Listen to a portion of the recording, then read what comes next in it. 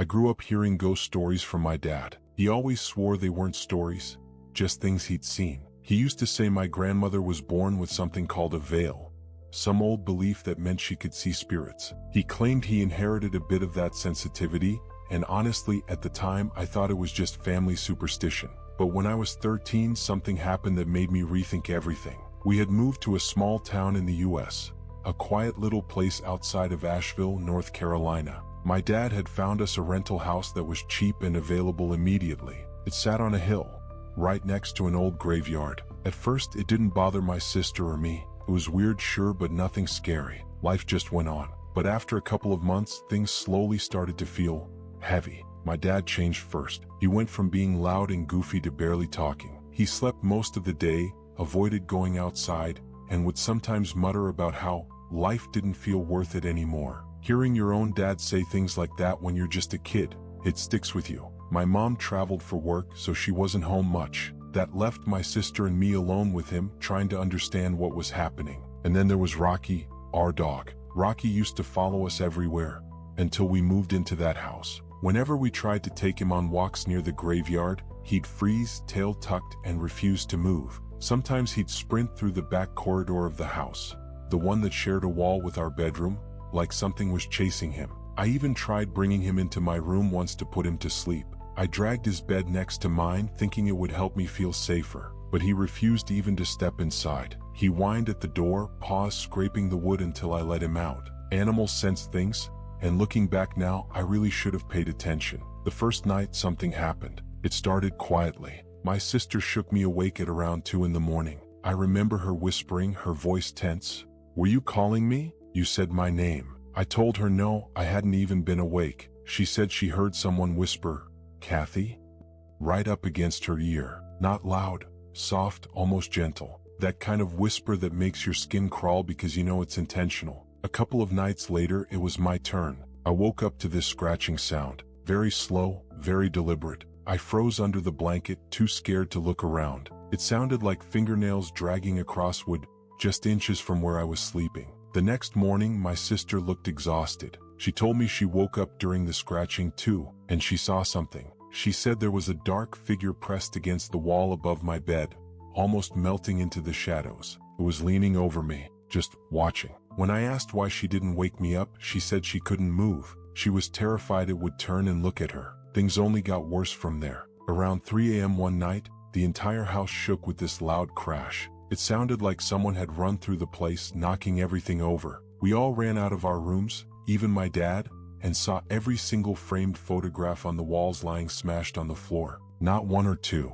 all of them, at the same time. The house suddenly felt colder, as if the air had been drained out of it. My dad, who barely reacted to anything those days, looked genuinely terrified. That was maybe the worst part, seeing fear on the face of the person who's supposed to protect you. The next morning, he called his sister. She was one of the few people in our family who openly believed in the supernatural. When she heard what happened, she didn't hesitate. She said something in the house had already made itself known, and that it was only a matter of time before it tried to do more than scare us. She asked my dad when the last time was that the house had been blessed. He didn't answer. In truth, after his depression started, he'd stopped going to church entirely. That same afternoon, he drove to our local church and returned with the priest. The moment the priest stepped inside, his expression changed. He didn't smile, didn't make small talk. He just said quietly, "There's something wrong here." He started praying immediately. He went room to room, sprinkling holy water on the walls,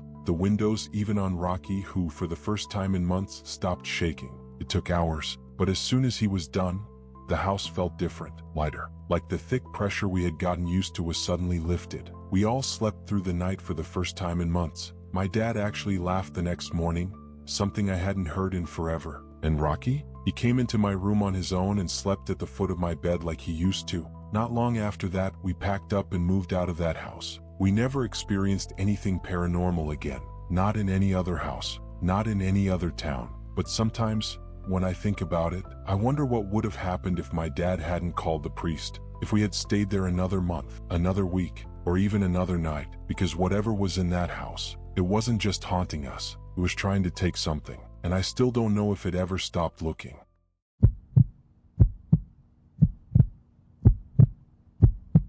Until this week, I worked the night shift at a local hospital in a high-crime American city. If you've ever worked nights in healthcare, you already know it's not the peaceful, quiet job people imagine it to be. There's a strange energy that builds up after sunset, a kind of heaviness you don't really notice until you step outside and feel it leave your chest. I worked in the lab as a microbiologist assistant. It wasn't glamorous and the pay wasn't great, even with night shift premiums, but I needed the lab experience. And honestly, my coworkers made it worth it. At least in the lab, things felt normal. The rest of the hospital, not so much. People passed away at night more often than you'd think. Psych patients were admitted with severe episodes. We'd get trauma cases from the roads outside, or patients who left against medical advice, only to be struck by cars minutes later. You start to feel like the building itself absorbs all that pain and gives it back in a different form. The first strange thing happened way before I ever started nights. I was still new, still getting all my certifications done, including CPR. The hospital had an entire floor, the 9th, dedicated to empty offices, equipment storage, and CPR dummies. During the day, it felt abandoned. At night, it felt wrong. The day of my training, I took the elevator up around 5 p.m. The sun had already started setting. When the doors opened, half the lights were off. The hallway flickered. The only fully lit room was the CPR training room, of course. I remember walking past the nurse's station, feeling eyes on me, like someone was standing behind the desk watching me walk by.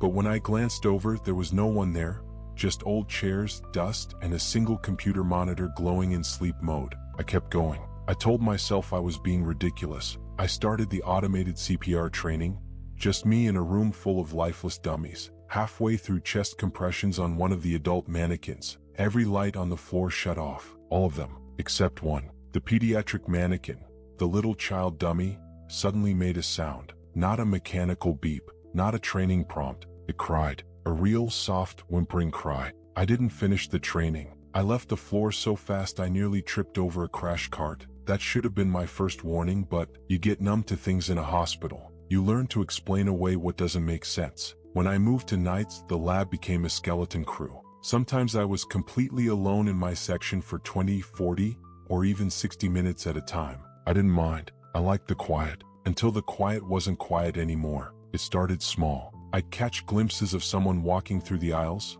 a coworker I thought, only to realize nobody else was on that side of the lab. Then I'd see a patient gown disappearing around a corner, into a room with only one entrance, or a pair of dark legs behind a machine when nobody was assigned to that area. I blamed being tired. Night shift messes with your head anyway. Then the paper towel dispenser in the bathroom started going off at random, even in complete darkness. You'd hear that mechanical were from down the hall and joke about ghosts washing their hands. We laughed it off, but the 4th week, things stopped being funny. A massive storm rolled through the city. The ceiling in the hallway sprang a leak, knocking out half the overhead lights. The entire lab felt dim and claustrophobic.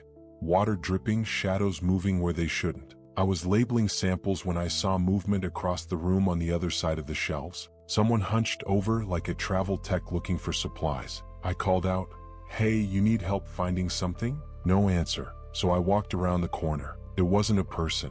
I don't know how to describe what I saw without sounding insane, but I'll try. It was a figure, black and dark gray, like someone sculpted a human out of stone and ash. Small horns protruded from its forehead. Its eyes were glossy, completely black, reflecting the dim light like a cat's. Its face, it looked like a warped mix between a gargoyle and a man. Jaw clenched, lips twisted in a half snarl, half grimace. Skin cracked like old cement. I froze. Every instinct in me screamed to run, but my body wouldn't move. And then, it smiled. Not a human smile. Something stretched, wrong, pulling wider than a jaw should ever move. And then, in a blink, it vanished. I ran straight to the break room and stayed with my coworkers until someone else went back with me. That same night, the ED called for a rapid COVID test. A psych patient had been discharged earlier, only for her family to bring her back within hours. They actually carried her inside, begging the hospital to retake her. When they brought her down to the ED, she was muzzled, like a dog. She had attacked multiple staff earlier in the week, biting, clawing, screaming. The sound she made from the back room. I've heard plenty of psychotic episodes before, but this was different. Her screams didn't sound human. They sounded wrong, layered, like there was something else underneath. I caught myself thinking, did that demon come with her? I'll never know. But that wasn't the last time I saw it. The night before I resigned, a patient left the psych ward against medical advice. Staff were overwhelmed and honestly incompetent. They let him just walk out. Minutes later, he was hit by a speeding car, a hit and run. When word reached the lab, my supervisor and I stepped outside to see where it happened. The air outside felt surprisingly calm, quiet. She lit a cigarette. We talked about stupid, mundane things. A sheriff's car drove by slowly, probably being redirected from the scene. The deputy waved, and in the passenger seat, I saw it. The same face, the same twisted grin, the same black eyes stared directly at me from inside the moving car. My stomach dropped. The night turned cold instantly, like someone opened a freezer door. I rushed inside, but as soon as I pushed through the hospital doors, the smell hit me. Rotting flesh, thick, heavy, like something dead had been left in the walls for days. My supervisor followed me in and gagged, saying, "Ugh, something must have died in here." But we'd left through that same hallway minutes before, and the only thing you could smell then was bleach. I didn't put the demon in my resignation letter. Who would believe me? But I meant it when I said I'd never go back. Not as staff, not as a patient, not even as a visitor. And lately, I've been thinking about blessing my apartment again. Because if that thing followed someone from the psych ward, or hitched a ride in a deputy's car, what's stopping it from following me home next? Sometimes at night, I swear I hear something shift in the corner of my room, like stones scraping across the floor. I'm trying to tell myself it's nothing, but deep down, I know that grin when I see it, and I'm terrified one night. I'll open my eyes and it'll be standing right there at the foot of my bed.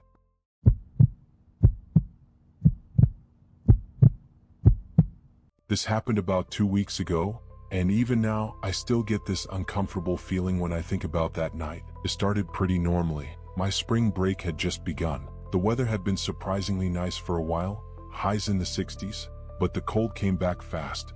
Still, my best friend Dana messaged me on Kik asking if I wanted to come over. Now, Dana and I practically live at each other's houses. She has 3 younger brothers, and whenever I was there, we always ended up doing something as a group, board games, video games, whatever. That day, her brothers had just gotten this glow-in-the-dark capture the flag set and were dying to try it out. The only catch was, the game had to be played at night, pitch black. So we waited, played Battle Block Theater, ate junk food, hung around until the sun went down. The plan was for all of us to play, me, Dana, and her brothers, but their older brother, Brendan, bailed to see his girlfriend, so it was just us 4. We headed out around 8:30 to this park near the elementary school. It was the kind of local park that always feels creepier at night than it should.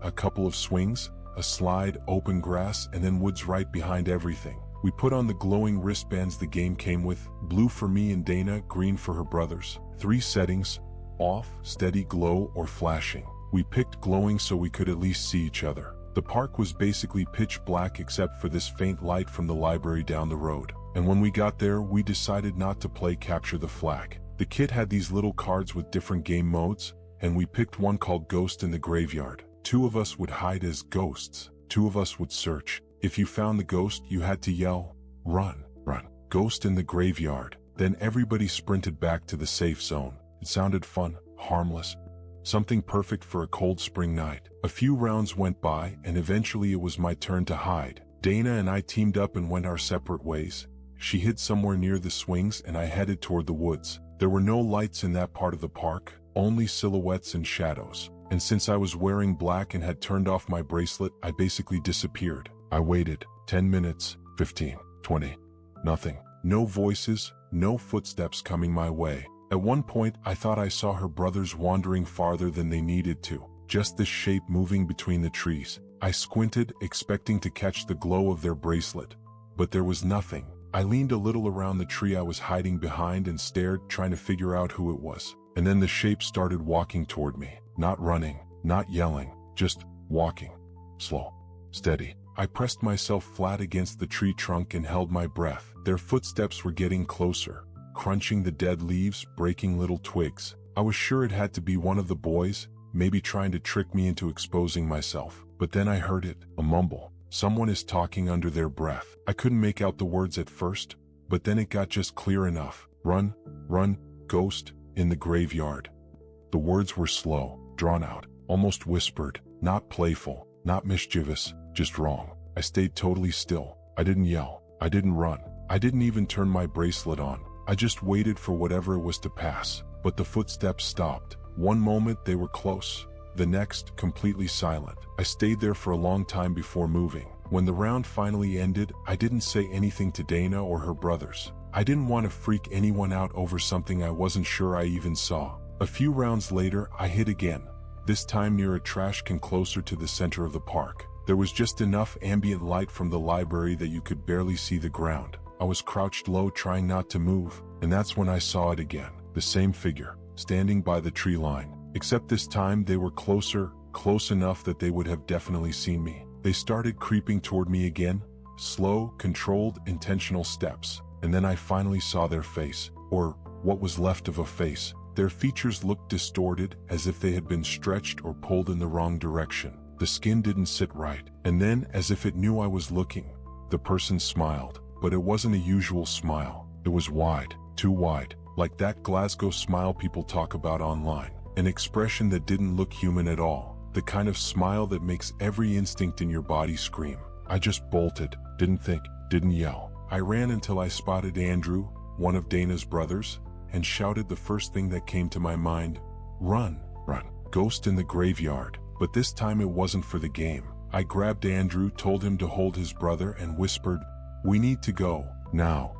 We sprinted to grab our stuff, didn't even bother turning the wristbands off, and booked it out of the park. Not toward Dana's house. I didn't want that thing following us home, but toward the closest safe public place I could think of, the McDonald's down the road. We stayed there until Dana's mom came to pick us up. I told her what happened, the face, the smile, the whole thing. She brushed it off, said it was probably some random guy and the darkness just made it worse. But I know what I saw. And that smile, that stretched, inhuman grin, is burned into my mind. I don't want ever to see it again. The worst part isn't even the smile. It's the fact that the person, whatever they were, was lurking in a children's park, watching, following, smiling, and knowing we might have to go back there someday. That's what scares me most.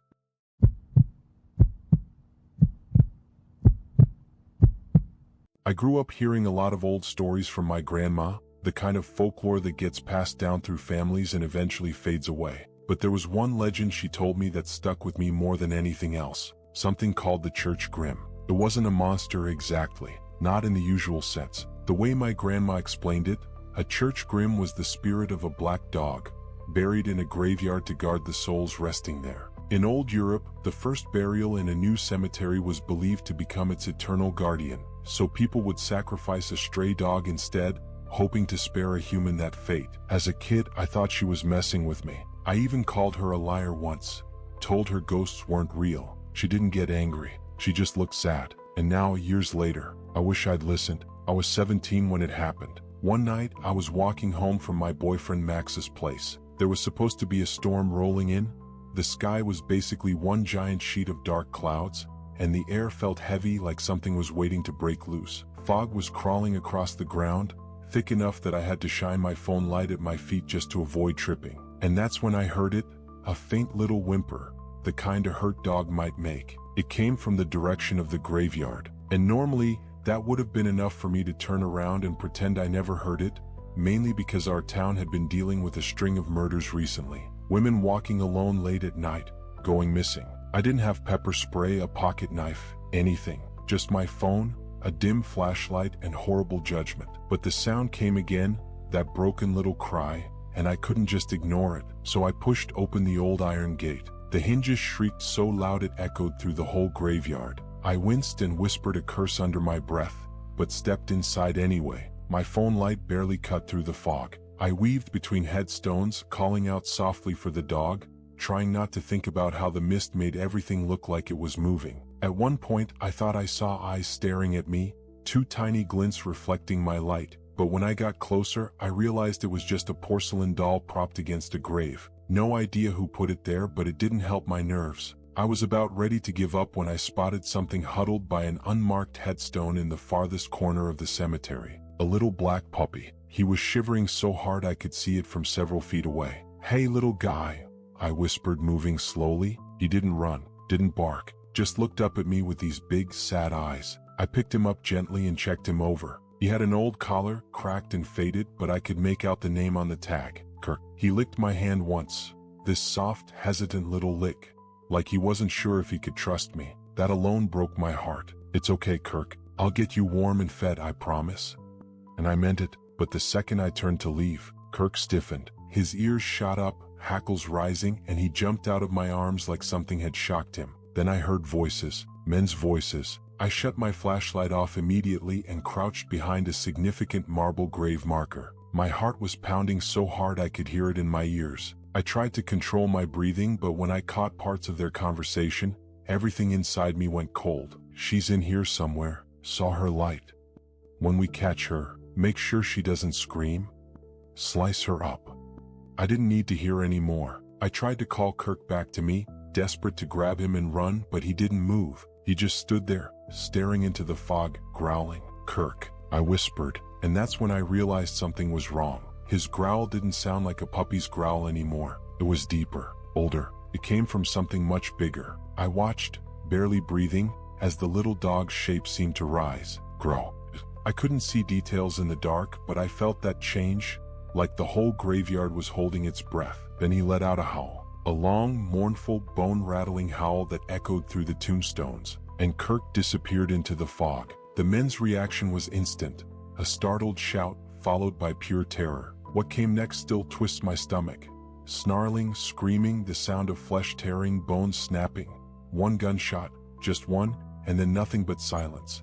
5 minutes crawled by, the longest 5 minutes of my life. I finally turned my flashlight back on. I shouldn't have. Kirk padded toward me, tiny again, dragging a severed arm like it was a chew toy. He dropped it at my feet and wagged his tail. I laughed and cried at the same time. I wasn't scared of him, not even a little. He had saved my life. "Thank you, boy, thank you." I hugged him tightly, tears soaking into his fur. When I finally stood up, I forced myself past the bodies, trying not to throw up, and headed for the gate. Kirk trotted beside me, nudging my legs playfully. But when I stepped outside the graveyard, Kirk didn't follow. He hit an invisible barrier and yelped, like he'd smacked into glass. He slid backward, whimpering, paws scraping helplessly against the ground. My stomach dropped. The gate, the cemetery, the legend. He couldn't leave. I lifted him into my arms, holding him close. He wasn't heavy. He felt warm, alive, real. More real than anything else in that moment. I didn't know what to do,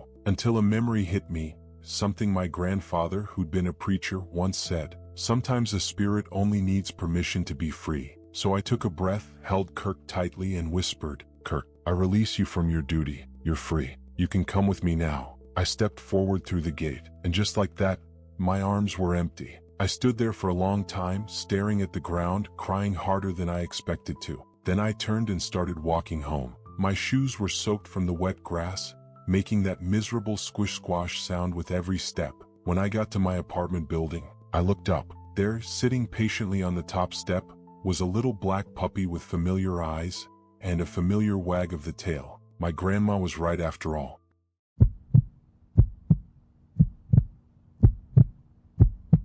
I don't talk about this night very often, mostly because every time I do, I start to feel that same cold pressure in my chest that I thought back then. But since people online have been sharing their cemetery experiences lately, maybe it's time I finally tell mine. This happened back in high school, early 2000s to 2006, I think. It was either Halloween or the Day of the Dead. The memory blurs together now. But what I do remember clearly is that it was me, my buddies John and Trevor, and Fairmount Cemetery in Denver. If you're from Colorado, you probably know the place. It's massive, beautiful in the daytime, but at night, it feels like you're walking through the lungs of something that isn't breathing anymore. Anyway, we were stupid teenagers. We thought it'd be funny to hop the fence, find a quiet hill somewhere between the graves, and smoke a joint. Typical high school kid logic. We hadn't even lit up yet when we first felt it, that weird, heavy sense in the air, the kind that makes you glance over your shoulder every few seconds. We kept telling each other it was just the fog or the silence, or the way the cemetery seemed to swallow light rather than reflect it. Still, we tried to be respectful. We weren't stepping on plots or knocking anything over. We just made our way down this open hill, one of the only spots without graves directly around us. That's when we saw the first light. At first, it looked like a wand, like one of those blue LED batons the people at airports use to guide planes in. It floated way off in the distance, then drifted out of sight behind a row of tall headstones. We figured it was security, We whispered something like, "Oh great, perfect timing," but when it didn't come back we relaxed and lit up, and just like that, the night changed. I don't know how else to put it. It was like someone flipped a switch in the dark. 1 second everything was normal, just quiet and cold. The next, the air was alive. These orbs, little floating lights, appeared around us. Red, blue, green, purple. They weren't beams or reflections. They looked solid, almost like glowing marbles bouncing through the air. They skipped across the tops of tombstones, twirled between trees, dipped low over the grass. Some of them drifted so close I swear I could have reached out and grabbed one. And we were all seeing the same thing. John nudged me and whispered, "Dude, did you see the blue one?" Trevor immediately pointed toward the left. "No, that red one was crazy. Look over there." We weren't scared yet. Honestly, we were amazed. It was beautiful, almost hypnotic. And then, they vanished. Not floated away, not blinked out one by one. Gone, instantly. Like someone inhaled every bit of color, warmth, and life out of the world in a single breath. And what replaced it, I've never forgotten. There's a kind of darkness you only see in certain places. The kind that feels thick, like tar. You could reach out and grab a handful. That's what surrounded us. Even right in front of my face. I couldn't see my hand. We froze. None of us spoke. We just listened. The silence was unreal. Not peaceful, wrong. Unnatural. And then, something changed in front of us. At first, it was just a shape in the dark. A mist forming, swirling around itself. But slowly, like a picture developing, it started to take form. And we saw it. Tall, thin, barely human. A silhouette wrapped in shifting smoke. A hood drooped over a long face, or what was left of one. The eyes. God, the eyes. They glowed from deep inside the skull. A dull red light. Not bright like the orbs. More like embers. Hungry. And in its hand, it held a sickle. Not a Halloween prop. Not shiny or polished. This thing looked ancient. The blade thick, heavy, and wet. Fresh red drips slowly onto the grass. John whispered, "No, nope, nope." And that snapped all of us out of it. We ran. Not like dumb teenagers messing around. We ran like animals running from something we shouldn't have seen. Something we were never meant to see. The ground felt uneven, as if the cemetery itself were shifting under our feet. I kept hearing something behind us, a dragging sound at first, then something faster, something gaining. I didn't dare look back. We booked it toward the fence, the same place we'd hopped earlier. I could hear Trevor breathing hard beside me, John cursing under his breath. By the time we reached the fence, I could feel it behind us. Not hear it, feel it, like the air was burning cold. I glanced back just for a second, and I wish I hadn't. It wasn't walking anymore. It wasn't gliding. It was flying, straight at us. We all scrambled up the fence, slipping on the metal, grabbing whatever we could. We threw ourselves over it and hit the ground on the other side. I turned around just in time to see the figure reach the fence, and instead of hitting it, it went straight up, fast, silent, up into the air until it disappeared into the black sky. And then, the night went still again. No orbs, no mist, no sound, just the usual quiet of a cold Denver night. We never told anyone, not teachers, not parents. And for years, we didn't even talk about it with each other. But now and then, when I drive past Fairmount Cemetery at night, I get that same heaviness in my chest, that same pressure. And I can't help but think, maybe it wasn't just some hallucination. Maybe it wasn't the weed. Maybe we saw something that was always out there, just waiting for the right night. And if you ever decide to visit Fairmount after dark, just remember when the lights disappear and the mist starts to form, don't look too long into the shadows. You might see something that sees you back.